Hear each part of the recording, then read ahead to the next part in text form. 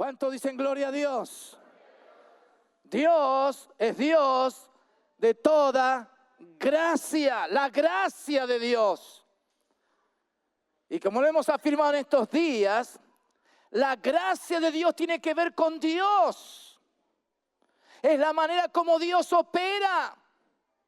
Es la manera como Dios se da a conocer. Es como Él hace sus obras. Pero la gracia nos aniquilaría si no fuera por la fe. La fe que es de Jesús, Él es el autor y consumador de la fe, es lo que permite que la gracia opere en nosotros. Por gracia somos salvos por medio de la fe. Así que la fe es lo que permite que la gracia de Dios nos alcance. Y no sea vana la gracia, sino que opere, porque la gracia es activa. Por eso, sabemos algo más. La gracia opera en el campo de la fe. Para esto está la fe, porque es la fe de Jesús. Entonces la gracia, volvemos a decirlo, opera en el campo de la fe. Si está la fe, ahí está la gracia pudiendo operar. Y hablar de gracia es hablar de la gloria. Es la gloria de Dios y su gracia se manifiesta. Ahí está la plenitud. Corporalmente en Jesús habita toda la plenitud de la deidad. Jesús lleno de gracia y de verdad vino. Y por eso en Él está la plenitud y gracia sobre gracia. Qué bueno que saber esto. Y qué bueno que Dios opera de esta manera. Ahora algo más. La fe tiene niveles. La fe tiene niveles. Hay algo que está fuera de la fe. Entonces son las zonas grises, donde la palabra habla, donde no hay fe, es que no se puede agradar a Dios. Sin fe es imposible agradar a Dios. Entonces hay áreas donde no está presente la fe, y si hay resistencia a Dios, ahí entran los réprobos, los que han sido reprobados en la fe. ¿Por qué? Como Janes y Jambres, resistieron a Moisés, resistieron la obra de Dios. Pero no estamos hablando de estas dos áreas, zonas. Pero dentro de lo que es la fe, hay tres niveles, podemos decirlo de esta manera. Jesús habló de hombres de poca fe. ¿Quiénes son los hombres de poca fe? Los que permiten que haya dudas. Que ahí están no seguros. Y están temiendo frente a las circunstancias, a las adversidades de la tierra, de la vida. Hombres de poca fe. Y esa fe, esa poca fe, hace que haya gente que se desanime, se desaliente. ¿Por qué? Porque hay poca fe. Pero no solamente frente a los problemas, sino también frente a las realidades de Dios.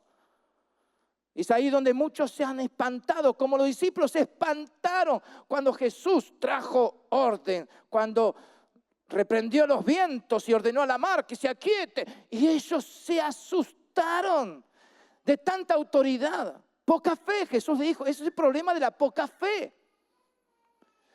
Pero Dios quiere que no quedemos ahí con poca fe, sino que sea nuestra fe grande, grande.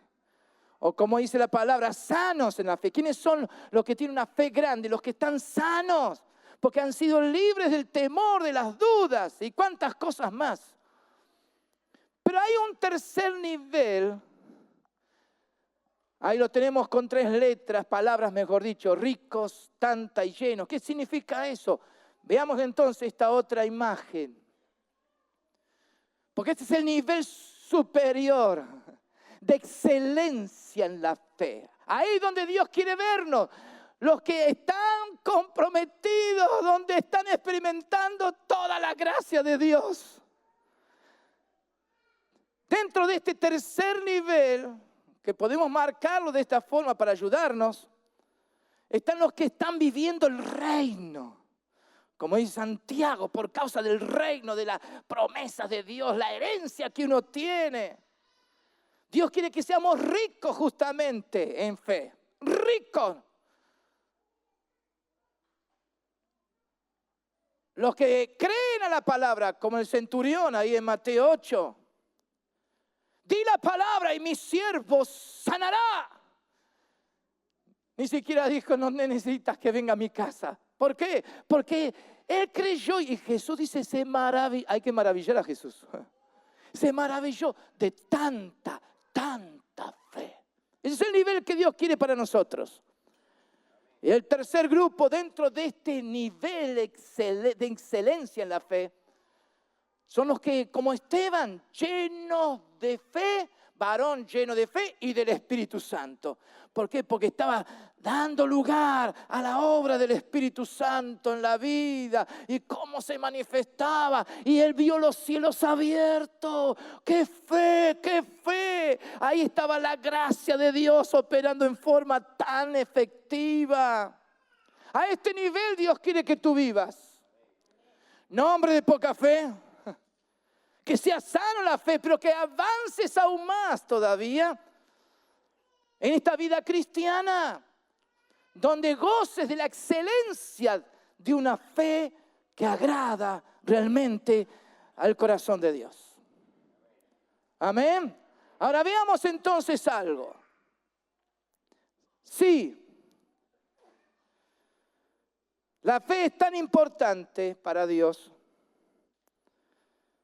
Tenemos que entender que el Evangelio no es humano.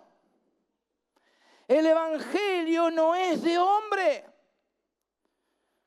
La doctrina del Evangelio produce en los que creen una conducta acorde como fue revelada la persona del Hijo. La doctrina del Evangelio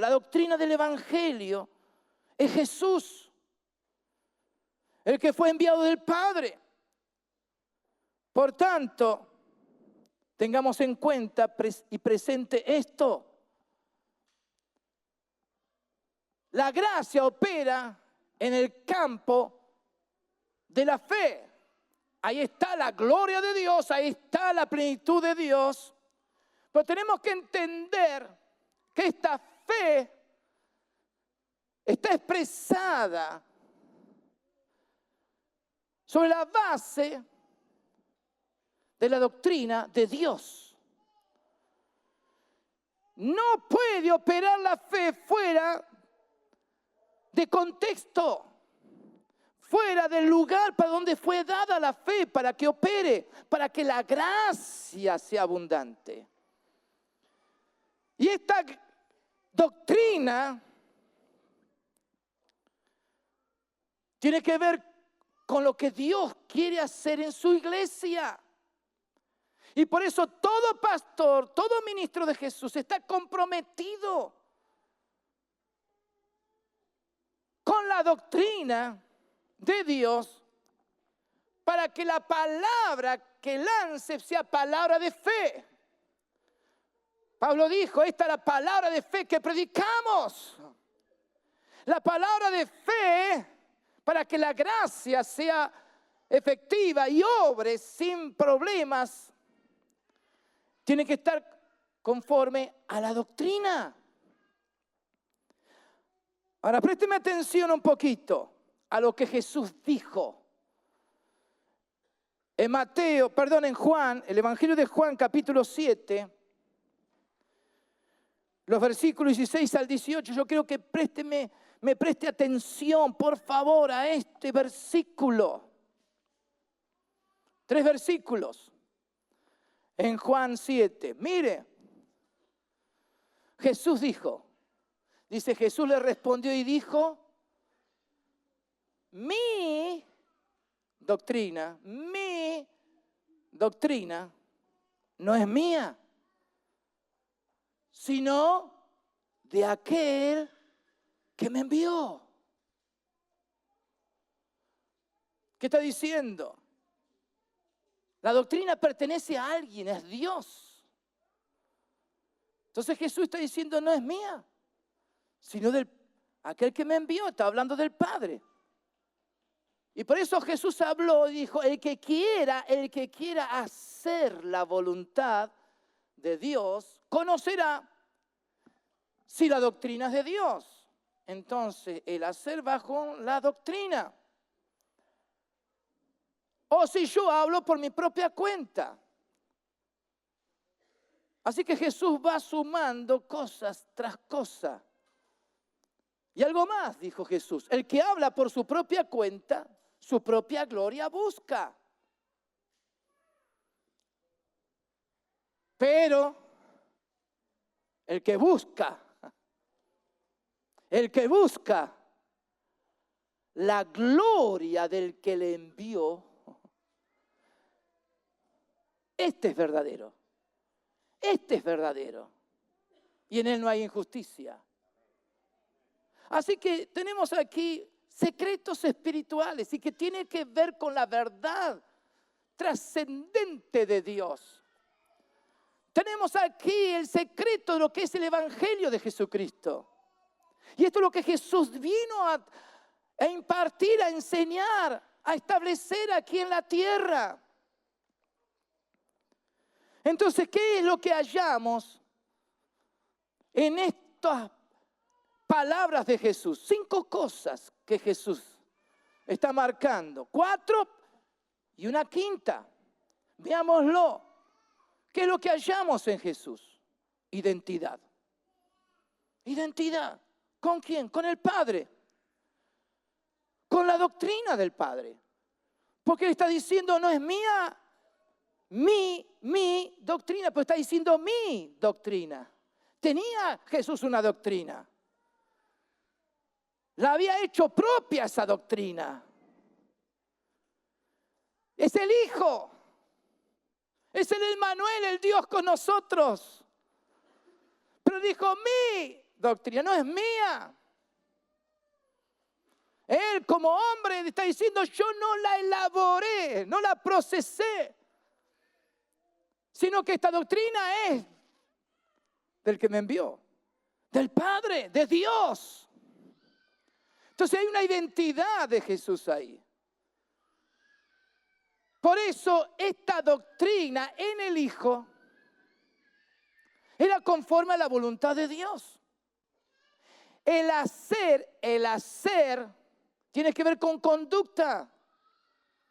Entonces Jesús, todo lo que hacía, porque estaba identificado con el Padre, era que la doctrina del Padre operaba en él de tal manera que él hacía lo que agradaba a Dios.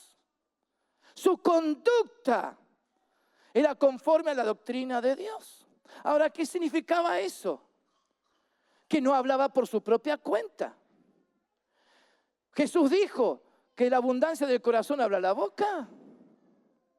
Entonces, lo que está en la boca es lo que está en el corazón. Lo que sale, lo que emitimos con palabras, lo que expresamos, lo que afirmamos, lo que declaramos, lo que compartimos, tiene que ver con lo que está en el corazón. Y eso tiene que ver con doctrina. Porque esa doctrina va a marcar una conducta, va a marcar un proceder, va a marcar un comportamiento, va a marcar una forma de vida. Y de eso uno habla. Es lo que se oye. Ahora, ¿qué es lo que está ahí en juego? ¿A dónde apunta? ¿Para qué? Entonces Jesús se marcó que el que quiere hacer la voluntad de Dios no va a hablar por su propia cuenta y no va a buscar su propia gloria. Como recompensa, como un logro, como algo que se alcanzó. Pero quien viva la doctrina de Dios, la gloria de Dios va a buscar. Y si busca la gloria de Dios, ¿qué significa? Que no hay en él injusticia. Para hacerlo más gráfico todavía esto, veámoslo. La doctrina de Dios, que es de Dios, que está en Dios, donde está su gracia presente y opera por medio de la fe, eso marca una conducta, el hacer. ¿Qué tengo que hacer? Dicen muchos. Pastor, dígame, ¿qué tengo que hacer? ¿Y por qué no hago lo que tengo que hacer? No es problema de voluntad, sino de fe. Es un problema de doctrina. Es un problema de la falta de la gracia de Dios operando. Porque las operaciones Dios las lleva a cabo. Él es el que lleva a cabo todas las operaciones a través de la persona del Hijo. Y aún el Hijo dijo, mi doctrina no es mía. Entonces, pero cuando está la doctrina de Dios que determina una conducta, porque toda doctrina determina una conducta, pero la de Dios determina una conducta, ¿qué es lo que va a aflorar en lo que se afirma, en lo que se dice? Qué bueno que uno pudiera prestar atención a lo que dice uno. Decía en el culto esta mañana, sería bueno quizás que pudieran grabar todo lo que dicen ustedes o nosotros, para incluirme, durante el día. ¿Qué pasaría si uno pudiera grabar todo lo que uno dice en el día? Quizá uno se llevaría sorpresa, ¿no? A ver esto, a ver cuándo está presente Dios aquí en esto. Ah, acá, bendice mi comida, ¡pum! Ayúdame en este problema, ¡pum! ¿Quién sabe, no? ¿Cuál es el resultado? ¿Cuál sería el resultado de poder examinarse a sí mismo? ¿Qué es lo que sale de la boca? ¿Qué son esas afirmaciones? No se puede ya vivir. ¡Ey! ¿Eso qué tiene que ver con la doctrina de Dios? Bueno, dejemos un poquito al lado eso. Pero lo que sale de nuestra boca es lo que va a marcar hacia dónde uno está apuntando. Que me escuchen, que sepan quién soy. ¿Cuál es la gloria que se está buscando? La gloria personal. Que me reconozcan, quiero brillar, quiero que me tengan en cuenta. Pero si es la doctrina de Dios, va a marcar una conducta. Y conforme a esa conducta es lo que se habla, lo que se afirma, lo que se dice, lo que se expresa. La manera de decirlo, lo que uno está afirmando. Y eso significa que uno está buscando la gloria de Dios. Entonces, la doctrina de Dios siempre apunta a la gloria de Dios. Y si está presente la gloria de Dios, significa que no hay injusticia. No se puede. No hay espacio para la injusticia. Entonces, hay quienes dicen, ¿por qué las cosas no me salen bien? ¿Por qué el enemigo, el mundo, la carne? Claro, por supuesto. Siempre están presentes, ¿no? Queriendo el diablo arrastrar a la gente de un lado para otro. Pero no es el tema. Si el diablo ya está vencido. El mundo ya está vencido. Hemos sido libres de la carne porque nuestro viejo hombre ya fue crucificado. ¿Por qué las cosas no salen bien, como dice la palabra? ¿Por qué uno se siente insatisfecho? ¿Y no será porque no hay gloria de Dios?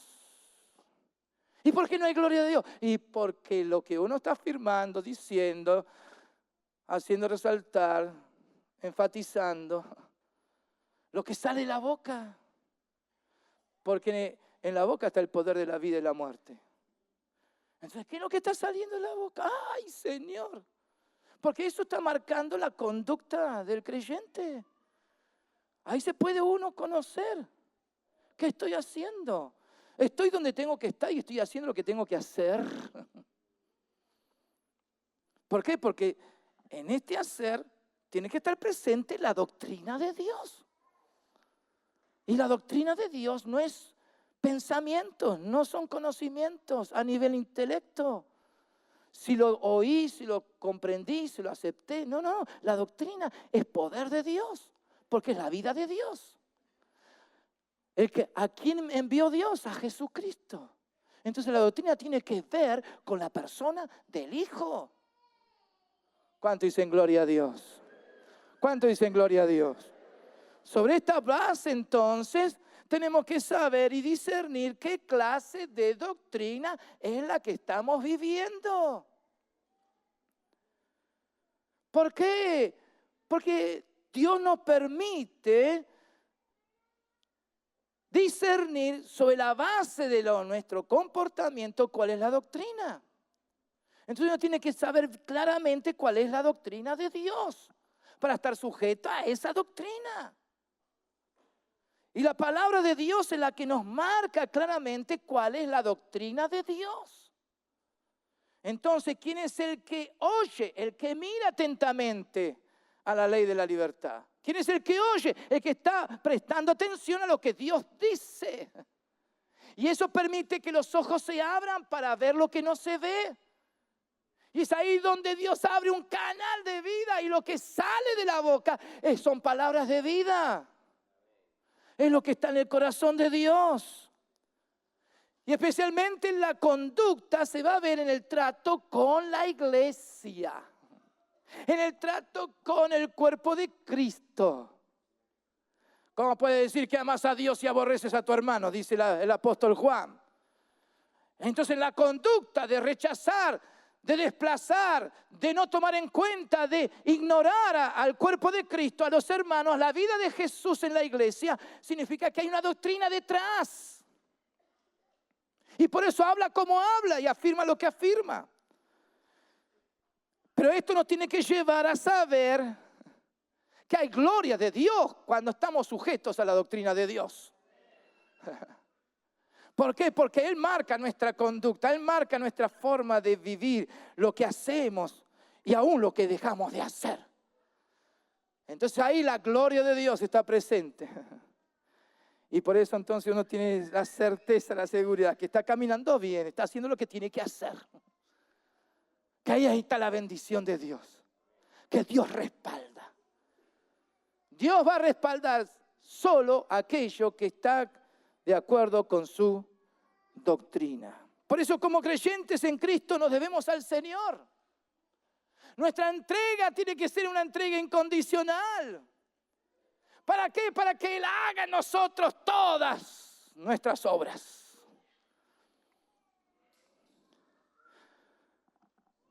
Hemos entrado en 1 Corintios. Venimos oyendo a Dios a través de esta epístola de Pablo a los Corintios. Una congregación que surgió en el poder del Espíritu Santo. Una congregación que conoció el poder de Dios. Pero comenzó a haber problemas. ¿Cuáles eran los problemas?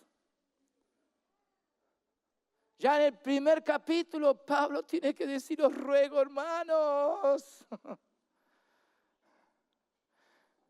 por el nombre de nuestro Señor Jesucristo, que habléis todos una misma cosa. ¿De qué está hablando?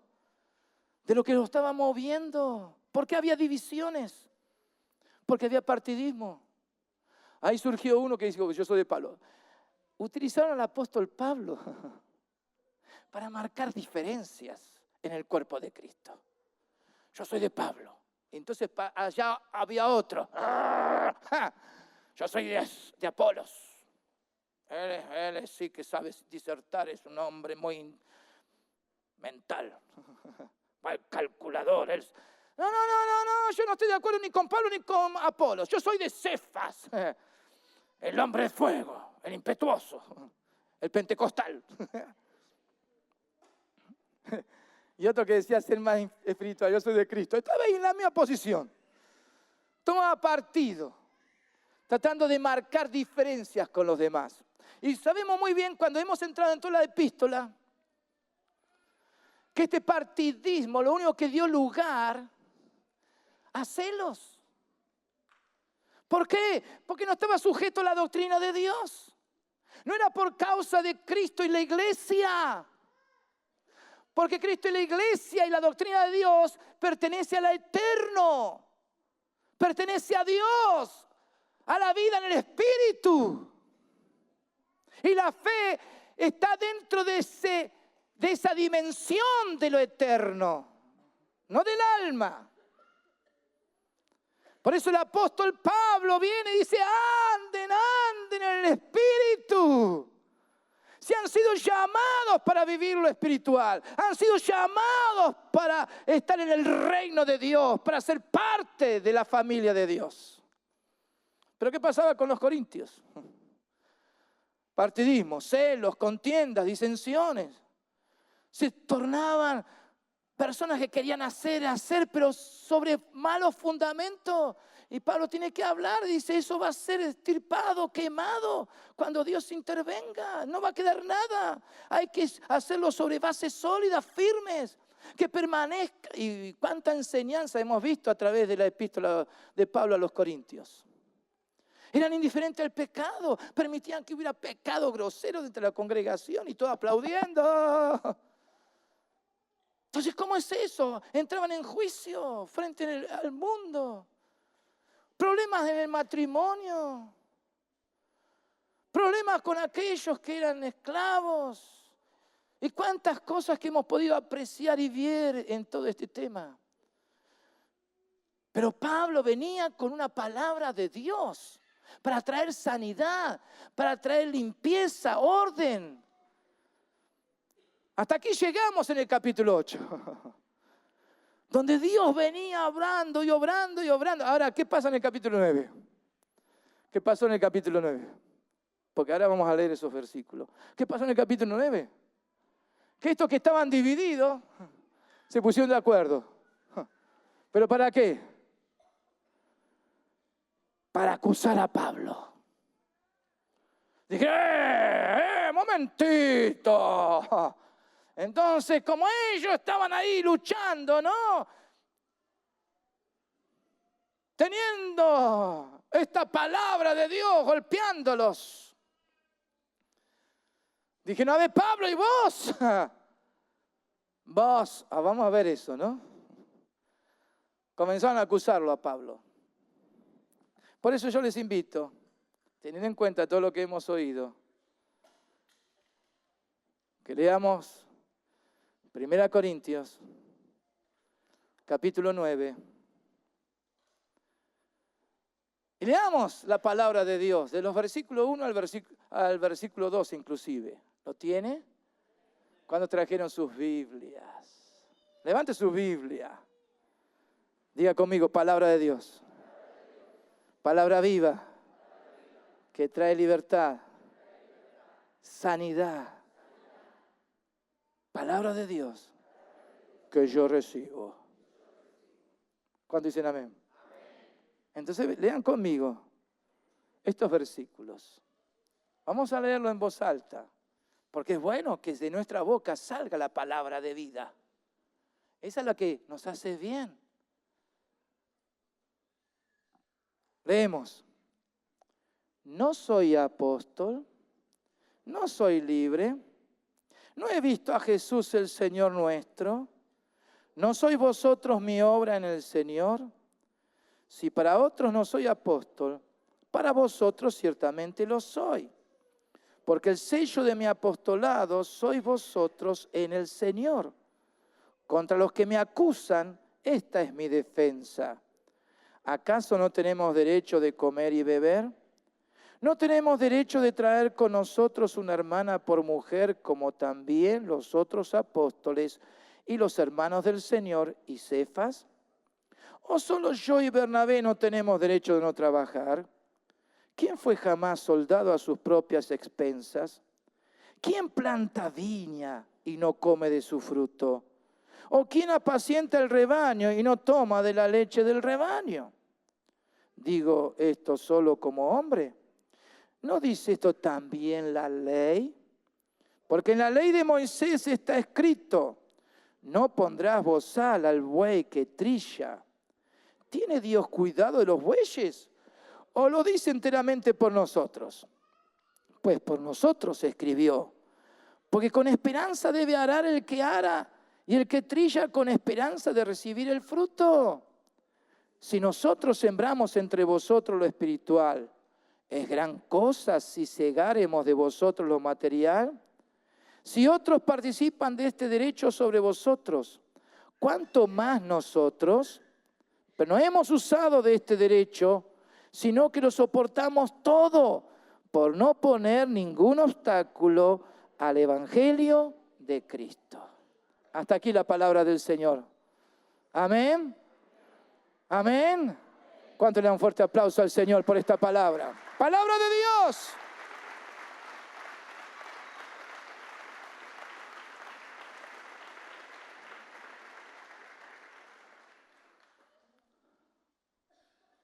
¿Cuál es la primera cosa que dice Pablo acá en todo lo que hemos leído? Y es interesante porque son todas preguntas.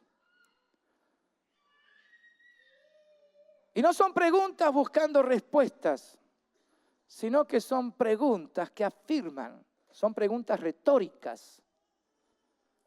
Entonces, dentro de estas preguntas son afirmaciones. Afirmaciones. Si todos dijeran amén como ese chico. Muy bien. ¿Cuál es la primera palabra que surge en el versículo 1? Apóstol. Entonces uno tiene que permitir que la palabra nos diga qué significa que Pablo afirmó ser apóstol. Apóstol viene de esta otra expresión que significa poner aparte. Poner aparte. Para eso, un enviado. Entonces, un apóstol es la persona que fue puesta aparte, ¿para qué? Para una tarea, una función. Por eso esa palabra apóstol tiene este significado: delegado, embajador del Evangelio, oficialmente comisionado por alguien, nada menos que Cristo. Por eso, si hay un pasaje digno de mencionarse aquí, que estamos hablando del apóstol, lo que es ser apóstol, es bueno ver lo que dice Romanos, cuando Pablo muestra su credencial, por decirlo así, como apóstol. Romanos capítulo 1. Pablo, así comienza la carta a los romanos, dice: siervo de Jesús el Cristo. Jesús es el nombre. Cristo es la tarea de Jesús, que también significa enviado. Entonces, Pablo está diciendo: yo, Pablo, siervo de alguien llamado Jesús, que fue enviado. Llamado a ser enviado. Llamado a ser apóstol. Apartado para el Evangelio de Dios. Hola. Así que el apostolado tiene que ver con el Evangelio de Dios. ¿Y cuál es el Evangelio de Dios? Lo aclara Pablo en los versículos 2 al 4. Que él había prometido antes por sus profetas en las Santas Escrituras acerca de su Hijo, nuestro Señor Jesucristo, que era del linaje de David según la carne, que fue declarado Hijo de Dios con poder según el Espíritu de Santidad, por la resurrección de entre los muertos. Así que ahí está diciendo Pablo: si yo soy siervo de Jesús el Cristo y apartado para ser apóstol, para el Evangelio de Dios, es que tiene que ver con la persona del Hijo. ¿Por qué? Porque el Hijo en todo se sujetó a las Escrituras. Fue el cumplimiento perfecto de lo que los profetas proclamaron y hablaron y declararon del Cristo, del enviado de Dios. Él tenía que ser de la familia de David, del linaje del rey David. Y así fue Jesús. Y a su vez fue declarado hijo de Dios según el Espíritu de Santidad. ¿Por qué? Porque operó en Jesús resucitándole de los muertos. Entonces Pablo está diciendo: yo soy siervo del que vive, que tiene plena certificación de Dios de que Él es el Hijo de Dios. Y por eso dice en el versículo 4, por quien recibimos la gracia y el apostolado. ¡Ey! Porque Él vive y Él es el Hijo de Dios, es Dios entre nosotros. Es que hemos recibido esta gracia y el apostolado, el servicio de ser enviado. ¿Para qué? Para la obediencia a la fe en todas las naciones por amor de su nombre. Entonces Pablo está diciendo: esta es nuestra tarea, nuestra función. Apóstol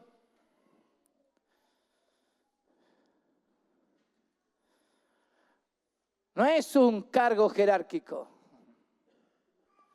Soy más que el otro, me lo gané.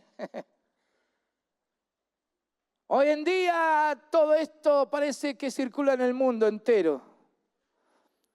Un movimiento apostólico, sin entender lo que significa. Nadie se autonombra pastor o apóstol. Y los que lo hacen se equivocan.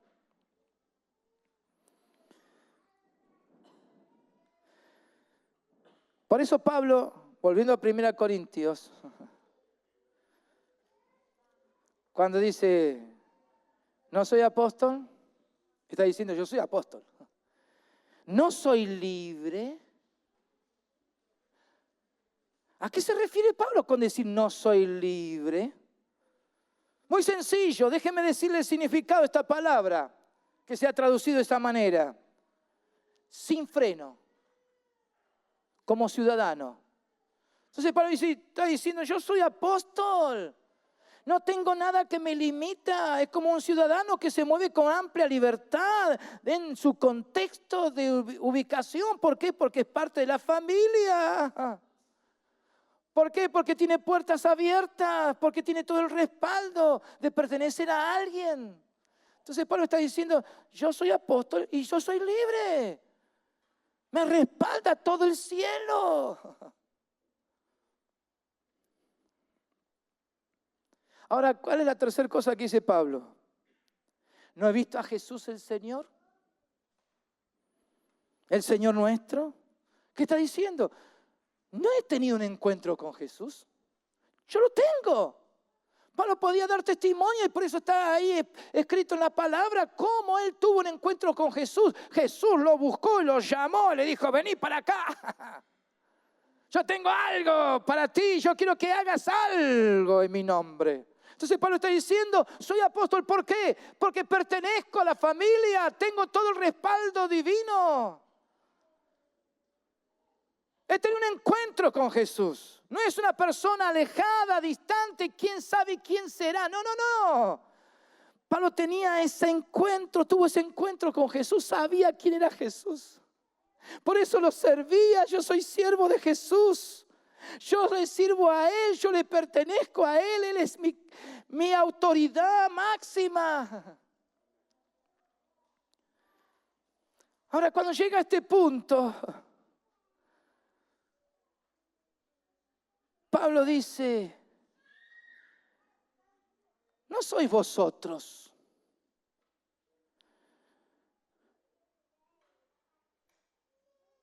mi obra en el Señor. ¿Acaso ustedes no son el resultado de esta obra que el Señor me encargó que llevara a cabo? Que justamente como Él bien enseñó y Jesús lo reafirmó en su palabra, que son las obras del Hijo a través de.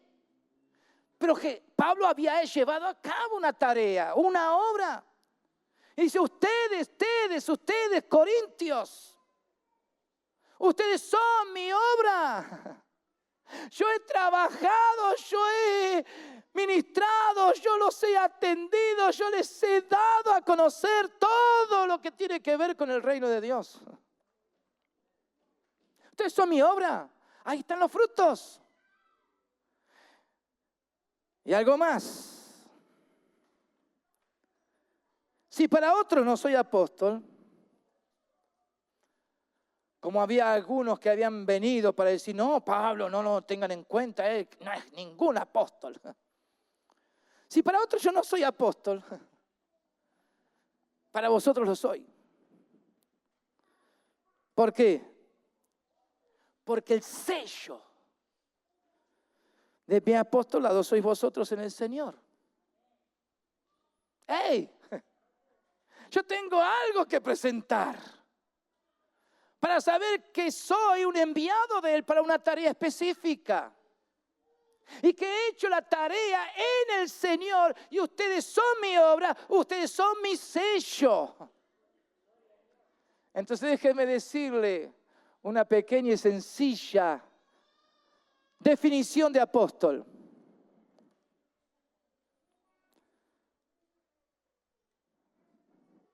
El que es apóstol lo es de aquellos que son fruto de su ministerio. Hola. El que es apóstol lo es para aquellos que son fruto de su ministerio. ¿Por qué? Porque hizo bien la tarea. Porque estuvo sujeto en todo a Jesús. ¿Por qué? Porque estuvo sujeto a la doctrina de Dios. Porque respondió al evangelio pleno de Jesucristo. Entonces, apóstol no es un cargo jerárquico, sino es una función que se ha desarrollado bajo las órdenes de otro. Alguien envía y uno responde a esa orden, a ese mandato. Déjeme decirlo como un pequeño paréntesis. Algunos intentan autonombrarse apóstol. Pero ¿quién te envió? ¿Sos el apóstol? ¡Ah, qué bien! Claro, sí, soy apóstol. Y esto ha traído mucha confusión en el pueblo de Jesús. Que hasta los pastores, quienes tienen el cargo dentro de una congregación, una responsabilidad de ser el profeta de Dios, que da palabra de Dios, que guía al destino de su congregación, se han sentido diciendo, bueno, yo soy pastorcito nada más. Él es apóstol. Y viene el apóstol y dice, siembren, hermanos, siembren. Cacá. Bueno, dejemos eso de lado. ¿Pero quién te envió? ¿Cuál es la tarea que has realizado? ¿Qué es lo que llevas a cabo? Muéstrame por tus frutos lo que tú eres. Ahora, Pablo tenía, dicen ustedes son mi obra. Si para otro no soy apóstol y él no se preocupaba de eso, dice, para ustedes lo soy. ¿Por qué? Porque son mi obra en el Señor. Son mi sello. El sello de mi apostolado soy ustedes. Entonces, Pablo está diciendo, ¿por qué vienen de esta manera a hablarme? ¿No soy apóstol? ¿No soy libre? ¿No he tenido un encuentro con Jesús? ¿Y ustedes para qué están entonces? ¿Dónde están ustedes ubicados? Como verdadero apóstol se debía al Señor. Él no era dueño de las almas. Pablo en ningún momento se sintió dueño de la vida de los demás. Él estaba para rendirle cuenta a Jesús. Su corazón estaba puesto en el reino de Dios y era fiel a la doctrina de Dios. Sobre esa base el Espíritu Santo trae palabra de autoridad, palabra de bendición. Ahí está la unción del Espíritu Santo. Ahí hay palabra de vida. Ahí es donde Dios opera. ¿Cuántos dicen gloria a Dios por eso? Dale un fuerte aplauso a Jesús.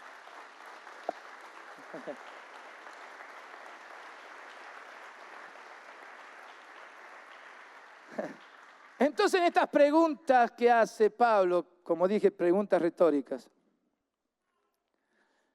él está afirmando algo, que como hombres, como apóstoles, y él como apóstol, tenía derecho a comer y a beber. Es la pregunta que hace, ¿no? ¿Por qué hace esta pregunta ahora? Porque él dijo, el versículo 3, contra los que me acusan, esta es mi defensa.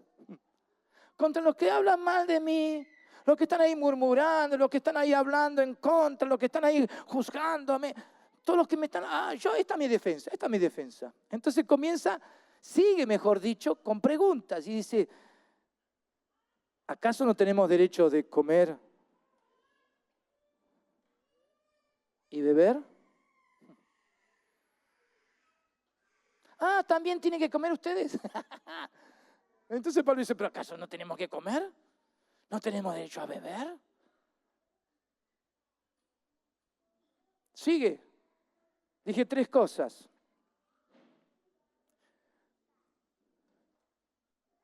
¿No tenemos derecho de traer nosotros una hermana por mujer como también los otros apóstoles, los hermanos del Señor y Cefas? ¿Qué está diciendo? ¿Y si tuviéramos esposas? ¿Acaso no tenemos derecho a tenerla? Ahora, Pablo en el capítulo 7, él fue diciendo que él no tenía esposa. Pero no porque le prohibieron tener esposa, sino porque dijo, yo puedo de esta manera servir mejor al Señor libre. Y entonces, pero dice, pero aún si yo y nosotros quisiéramos tener esposa, ¿cuál es el problema? ¿Acaso los hermanos del Señor? Dice Pablo, ¿quiénes son los hermanos del Señor? Uno de ellos era Santiago, el apóstol Santiago, que está ahí, una de las cartas, era hermano por parte de María, no de José.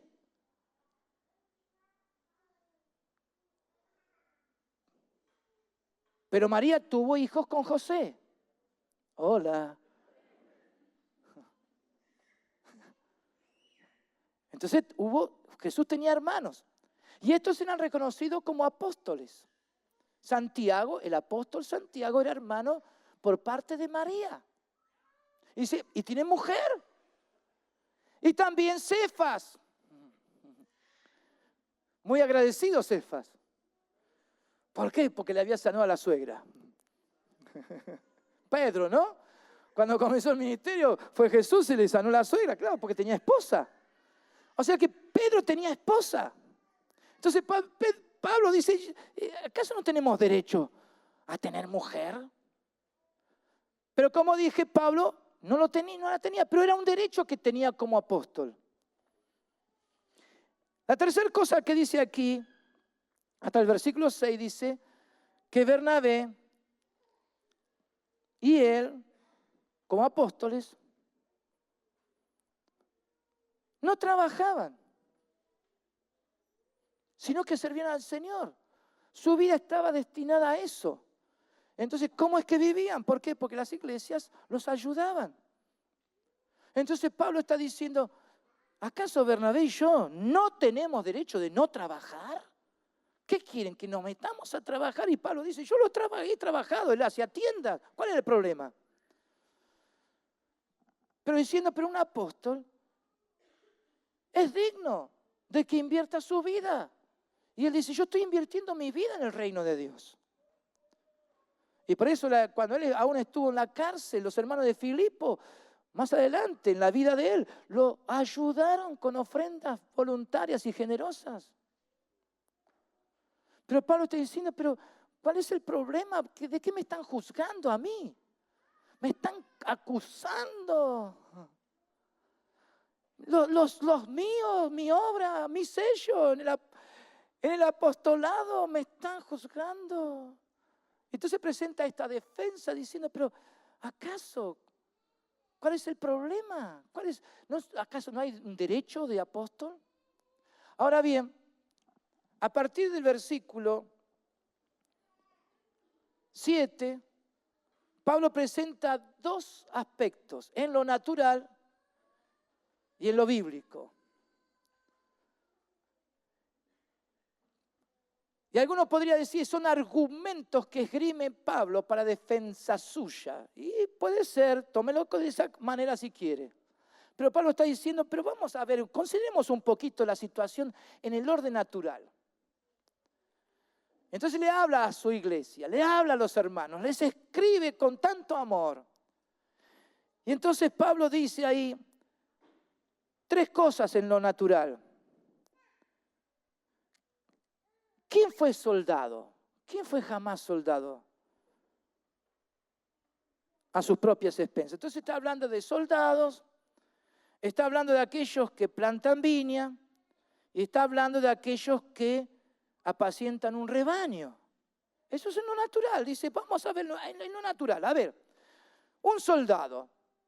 ¿Acaso jamás ha habido uno que haya dicho, soy soldado y se tiene que pagar todo a sí mismo y buscar la forma de sostenerse y decir, bueno, soy soldado, pero ¿de quién sos soldado? ¿A quién respondés como soldado? Dice, puede haber algunos, y no, sabemos muy bien que todos los que han sido convocados para ser soldados, hay alguien que se está haciendo cargo de sus gastos, hay alguien que se va a hacer cargo de sostenerlo y le va a buscar la manera de ayudarlo para llevar adelante una función, una tarea. Dice, eso es en el orden natural. ¿Vieron cuando acá en nuestro país estaba el servicio militar?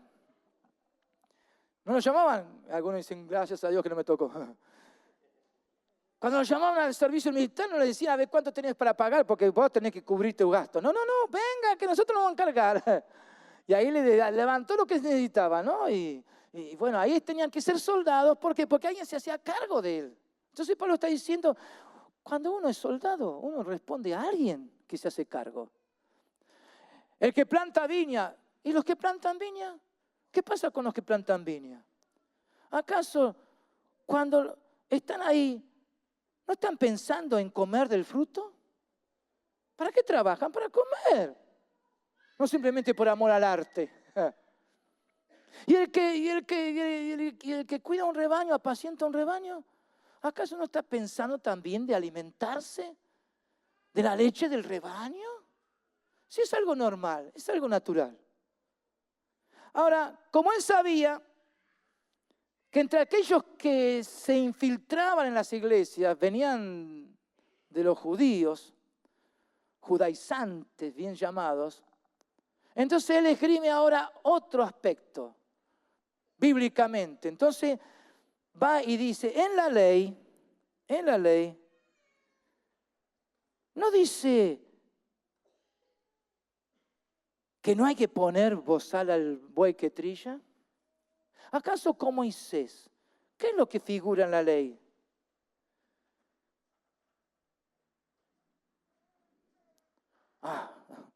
Es verdad que el hombre que tiene un buey y lo hace trabajar, no le tiene que poner un bozal. ¿Por qué? Porque si no come, ¿cómo va a trabajar? Entonces Pablo tiene que llegar a este punto y decirle, esto lo dice Dios, ¿porque tiene cuidado de los bueyes o por causa de nosotros los hombres? Entonces la respuesta es obvia, ¿no? No está diciendo porque dice, pobre buey, no ve que se está muriendo de hambre, déjalo que coma, por favor. No, está diciendo por nosotros. ¿Por qué? Porque si nosotros como que usamos los animales para un fin, sabemos que nos conviene que coman bien. ¿Por qué? Porque si no comen, se mueren. Y si se mueren, dejan de trabajar y uno pierde. Hola. Entonces Pablo dice, lo está diciendo por nosotros. Y es interesante entonces lo que Pablo sigue diciendo. Porque el que ara, tiene que tener esperanza en lo que hace. No está arando porque está aburrido. A ver qué puedo hacer. Bueno, voy a arar la tierra. Total, no tengo otra cosa para... No. El que ara, hay algo que lo motiva para arar. ¿Por qué? Porque hay esperanza en lo que hace. Y el que trilla también tiene que tener esperanza. ¿De qué? De cosechar. De recibir el fruto. Entonces lo que uno hace en el orden natural, y aún bíblicamente está afirmado eso, todo lo que uno hace tiene que esperar un resultado para bendición. Entonces Pablo dice, hay muchos que me están acusando. Entonces dice Pablo, esta es mi defensa. En el orden natural uno entiende cómo es la cosa. Y aún bíblicamente Dios dice, no pondrás bozal al buey que trilla. Para el apóstol fue más que suficiente estas verdades para sostener que los apóstoles son dignos de ser tenidos en cuenta, como para ser sostenidos debidamente. Pero Pablo, que entiende la doctrina de Dios, Pablo que sabe bien de lo que está hablando y cómo se mueve Dios en esa gracia tan grande, tan sublime. Por eso Pablo llegó en otros pasajes a decir, la gracia no ha sido en vano para conmigo. ¿Por qué? Porque ahí estaba presente la fe. Y era un hombre de fe que vivía a ese nivel alto, máximo, de excelencia, comprometido con el reino de Dios. ¿Qué dice? Fijémonos, versículo 11. Si nosotros sembramos entre vosotros lo espiritual, ¿es gran cosa si segáramos de vosotros lo material? Ahora cuidado, ¿no? Porque también después Pablo habla de ser irreprensible. No es asunto de que aquel que está siendo apóstol tiene que arrasar con todas las riquezas de la iglesia. Como dije recién, hermanos, siembren el buen la tierra. ¿Qué tenés ahí? ¿Lavalo si tenés tierra? Entonces algunos están pensando en sí mismos. No, Pablo no está pensando en sí mismo, está hablando de lo que es el evangelio de Cristo. No está buscando enriquecerse, no está buscando un bien material para sí mismo. Pero está diciendo, pero vamos a hablar de esta forma. Si nosotros sembramos espiritualmente, porque Pablo entiende que su misión, su trabajo, su servicio es a nivel espiritual. Tiene que ver con el reino de Dios, tiene que ver con Cristo y la iglesia. Y dice, si nosotros estamos sembrando lo espiritual, es gran cosa si segáramos en lo natural, como para comer, para beber, para alimentarnos. Es gran cosa eso. ¿No es un derecho? ¿No es acaso lo normal, lo que tiene que ser? Y Pablo entonces enseña justamente que el obrero es digno de su salario, que es bueno que la iglesia tenga en cuenta eso a aquellos que sirven al Señor. Pero déjeme decirle cuál es el secreto de este pasaje. Porque Pablo entonces dice, si otros participan de este derecho sobre vosotros. ¿Por qué? Porque la iglesia de Corinto había abierto las puertas a otros que no eran apóstoles de esa congregación, no eran enviados del pastor. Habían abierto las puertas y habían arrasado, habían entrado, diciendo somos, como vamos a ver después al final de la epístola, que Pablo tiene que decir son falsos apóstoles. ¿Por qué? Porque están buscando su propio bienestar, están pensando en sí mismos. Pero Pablo dice, a estos otros, ustedes lo están recibiendo y están aprovechándose de un derecho nuestro. ¿Qué dice Pablo? ¿Cuánto más nosotros? Pero no hemos usado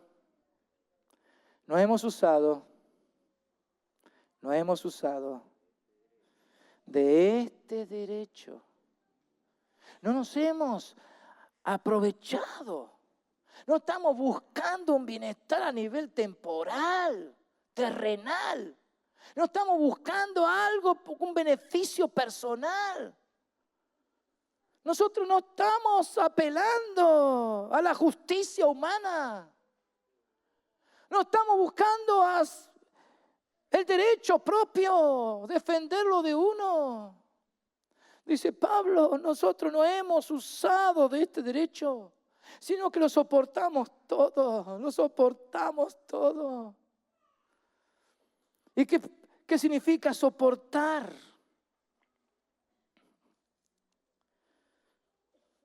Me gusta esta palabra. Su significado literal es cubrir con silencio. Cubrir con silencio. Pablo dice, tenemos derecho para defendernos y para pelear y para discutir y exigir y demandar. No hemos hecho eso. Sino que lo hemos soportado, o sea, hemos cubierto silenciosamente. ¿De qué me habla esto? De proteger o preservar, cubriendo. Significa con ello mantener alejado algo que amenaza la estabilidad, la salud del cuerpo de Cristo. Y por eso estaban dispuestos a suscitar frente para defensa. Y por ello aguantar. Ese aguante alegre. Por causa del reino. Ellos estaban gozosos. No estaban diciendo, ay, ¿por qué nos tratan así? No estaban pidiendo limosna. No estaban llorando para que le tengan lástima. No estaban ahí hablando de sus heridas. Ellos estaban diciendo todo esto, aunque es un derecho, lo hemos dejado de lado. Lo estamos soportando. Y lo dice claro. Dice, para no poner ningún obstáculo al Evangelio de Cristo. O sea, no estamos permitiendo que nada se interponga en el avance de la iglesia. No estamos dejando que nada se ponga ahí como un impedimento, un obstáculo. Vamos a evitar que se levante algo que traiga disconformidad y malestar y cuantas cosas más. Hermano, ese es el reino de Dios. Esa es la doctrina de Cristo. Qué triste cuando alguien viene y dice, las cosas que tuve que dejar por Jesús. ¿Y qué me quiere decir? ¿Que Dios está en deuda contigo? No sabe las horas que invierto. No sabe lo que estoy haciendo. Pero ¿y si quién te manda? ¿Quién te obliga a hacer algo? Yo podría estar muy bien ahora tomando un buen baño en un lugar caliente, no frío como ahora. Podría estar disfrutando de un picnic, de una buena cena, y estoy acá. ¿Y qué me quiere decir con eso? Entonces Pablo está diciendo, nosotros tenemos derechos, pero el único derecho que tenemos nosotros como apóstoles a no usar de nuestros derechos, a superar eso por amor al Evangelio de Cristo.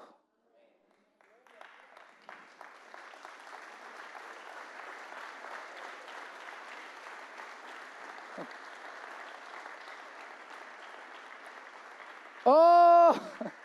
La medida en la entrega al servicio de Jesús y su iglesia supera todo lo humano, todo lo que parezca ser justo. Es dar más allá de lo que se espera. Eso Jesús lo enseñó en el Sermón del Monte. Si te piden que vayas una milla llevando lo que te obligan a llevar, anda la segunda. O sea, supera las medidas humanas. No te quedes con una medida escasa. Si te pega una mejilla, preséntale la otra. Claro que algunos dicen, pero cuando me pega la segunda, ahí vengo yo. No. Así haya perdón. No estés ahí tratando de ver quién tiene razón y quién no tiene razón. Ese es el partidismo. Buscando quién es culpable y quién es inocente. Cuando hay oposición y enfrentamiento, siempre hay uno que gana y uno que pierde. Pero en Jesús no hay perdedores, todos ganamos. Porque Jesús ya ganó. Jesús ya alcanzó la victoria. Somos más que vencedores por medio de aquel que nos amó. ¡Aleluya! ¡Oh! Los enviados saben que todo lo que hacen es por amor a Jesús. Por eso el amor por Sión, El amor por Sión es que no podemos quedar callados. Estamos para hablar palabra tras palabra tras palabra de Dios, conforme a la doctrina de Dios. Por amor de Sión no callaré. Por amor de Jerusalén no descansaré. El cansancio no nos impide servir a Dios con un corazón ensanchado y agradecido. La gracia de Dios supera aún todo lo humano y trae refresco y trae vida. ¿Por qué? Por amor de Sión no callaré y por amor de Jerusalén no descansaré. ¿Hasta qué? ¿Hasta qué? Hay un hasta qué, hermano. Hasta que salga como resplandor su justicia y su salvación se encienda como una antorcha.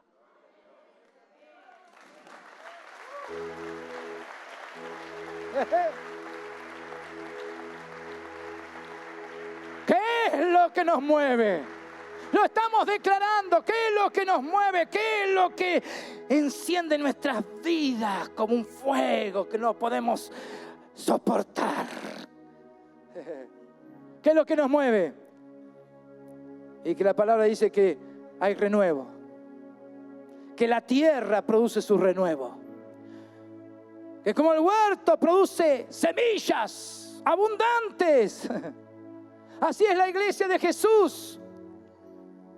El Señor hará brotar justicia y alabanza delante de las naciones. ¿Por qué? Porque Jesús es el renuevo. Jesús es vida. Jesús es sanidad. Jesús es plenitud. ¿Cuántos dicen gloria a Dios? Dale un fuerte aplauso a Jesús. Él vive y nosotros vivimos en Él. ¡Aleluya! ¡Aleluya!